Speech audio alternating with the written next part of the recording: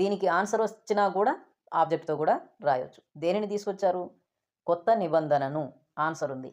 Okay, దేనిని తీసుకొచ్చారు అని అంటే కొత్త నిబంధనను. ఈ వర్డ్ ఆన్సర్. కొత్త నిబంధనను తీసుకువచ్చింది అంటే ఆబ్జెక్ట్ ఉంది. దేనిని అని మనం క్వశ్చన్ వేసినప్పుడు ఆన్సర్ వచ్చింది కాబట్టి దీనిని మనం నంబర్ 1 అంటే మొదట రాసే పదంగా మనం గుర్తిద్దాం. ఓకే, దీనిని ఆబ్జెక్ట్ అని అంటాం. ఓకే, ఆబ్జెక్ట్తో కూడా రాయొచ్చు. అయితే సబ్జెక్ట్తో రాసేటప్పుడు ఎలాంటి వర్డ్స్ మనం రాయాలంటే సబ్జెక్ట్తో రాసేటప్పుడు దాని యొక్క ఫార్ములా ఏంటి మనం తెలుసుకుందాం.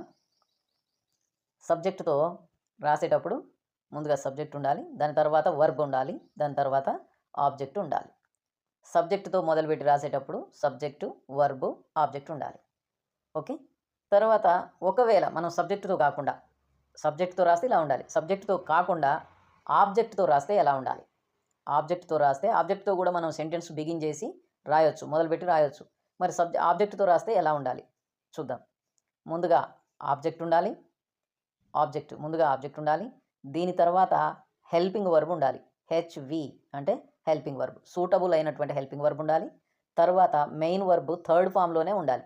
సబ్జెక్ట్ దగ్గర వర్బ్ ఎలాగైనా ఉండొచ్చు, ఆబ్జెక్ట్తో రాస్తే మాత్రం వర్బ్ థర్డ్ ఫామ్లోనే ఉండాలి. దీని తర్వాత బై ఉండాలి, బీవై, నేను పొరపాటుగా రాయలేదు. తర్వాత సబ్జెక్ట్ ఉండాలి. ఓకే, ఇప్పుడు ఇది ఆబ్జెక్ట్తో రాసేటటువంటి ఫార్ములా. దీన్ని ప్యాసివ్ వాయిస్ అని అంటాం. పివి అంటే ప్యాసివ్ వాయిస్. సబ్జెక్ట్తో రాసేదాన్ని ఏవి అంటే యాక్టివ్ వాయిస్ అని అంటాం. దేనిని అనేటటువంటి ఈ క్వశ్చన్కి ఆబ్జెక్ట్ వస్తుంది. ఎవరు